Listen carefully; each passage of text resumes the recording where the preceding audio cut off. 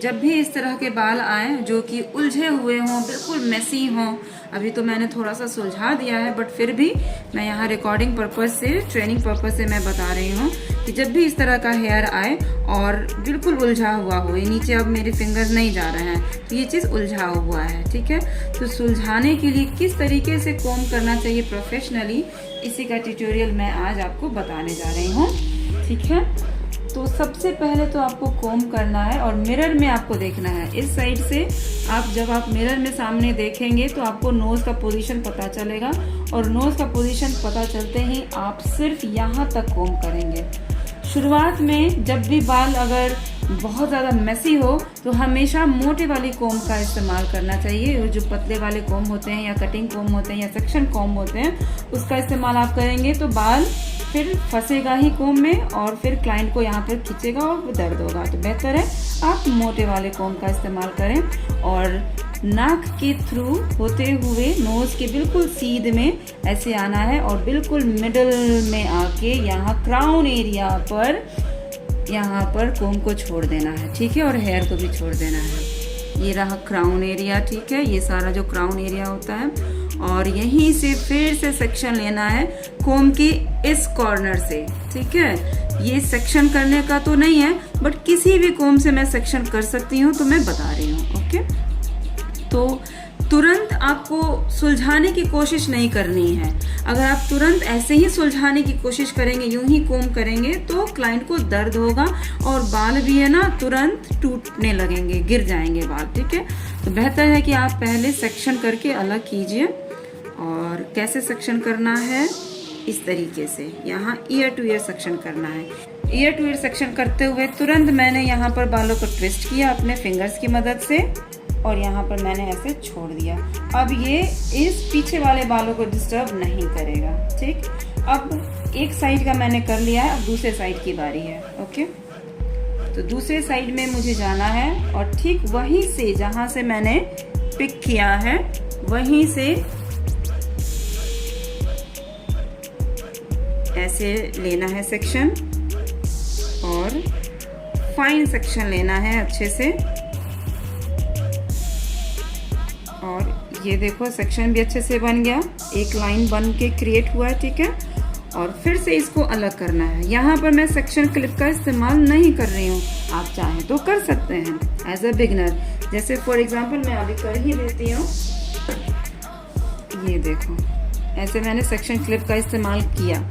लेकिन अगर नहीं करना हो, मान लेते हैं बहुत जल्दी भी है, तो बस उंगलियों की मदद से ऐसे ट्विस्ट करना है, बालों को ऐसे छोड़ देना है। ये बाल फिर पीछे नहीं आएगा, ज्यादातर उम्मीद रहता है कि नहीं आएगा, ये डिस्टर्ब नहीं करेगा, ठीक है।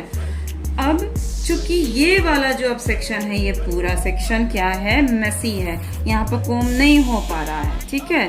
तो इसको भी मुझे डिवाइड करना पड़ेगा। डिवाइड क्यों मैं आखिर कर रही हूँ, डिवाइड करने से क्या होता है कि बाल थोड़ा सा स्ट्रेच कम फील करता है, बालों में स्ट्रेच कम आता है और इस वजह से स्कैल्प पे जो प्रेशर होता है वो प्रेशर भी कम आता है और फिर दर्द कम होता है, बाल टूटते भी कम है, ठीक है।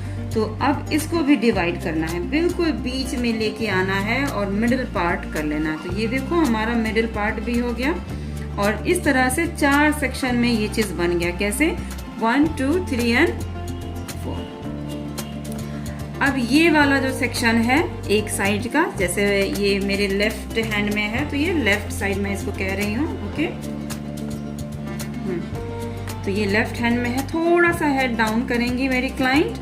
और हेड डाउन क्यों कराना है, अगर बाल उलझे हुए हैं और बगैर हेड डाउन कराए हुए ही मैं यूं ही कोम करूंगी ऐसे ही, तो जो ज्यादा जो प्रेशर है वो टॉप पे आएगा, इस जगह इस पोजीशन पर आएगा, ठीक है। तो यहाँ पर क्या होता है, पेन होता है, दर्द होता है, बिकॉज यहाँ के जो बाल होते हैं अक्सर मैंने देखा है कि थोड़े से पतले होते हैं, वीक होते हैं और स्कैल्प भी थोड़ा सा सेंसिटिव होता है, सेंसिटाइज्ड हो जाता है, इस वजह से यहाँ पे दर्द होता है और बाल टूटते बहुत जल्दी हैं। तो हेड डाउन करा लीजिए, पोजीशन चेंज हो जाएगा। तो जो भी आप कोम करेंगे तो इसका जो बालों का जो प्रेशर है वो यहाँ ना होके नीचे के एरिया में आ जाएगा। तो यहाँ पर अगर बाल, एक तो ऐसे होगा कि बाल टूटेगा कम, और अगर बाल टूटने वाले हैं वो दर्द नहीं होगा, वो कम दर्द होगा और क्लाइंट को मतलब पता ही नहीं चलता है कि कब उनके उलझे हुए बाल पूरे के पूरे तरीके से सुलझ गए हैं। अब इसको भी मैं थोड़ा सा अपने फिंगर्स की मदद से ट्विस्ट कर ले रही हूँ। अब ये आखिरी हेयर बचा है जो कि उलझा हुआ है, टैंगल्ड हेयर है। देखो यहाँ पे फिर से हेड डाउन है ही ऑलरेडी, अगर नहीं होता तो मुझे फिर से हेड डाउन कराना पड़ता।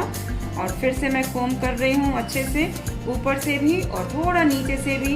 यहाँ पर अब कंघी मेरी नीचे नहीं फिसल रही, नहीं जा रही है, तो मैं थोड़ा सा यहाँ पर मैं पकड़ूंगी इस तरीके से, ताकि इसको मैं ऐसे ऐसे हल्के हल्के हाथों से मैं करूँ तो यहाँ पर प्रेशर ना जाए।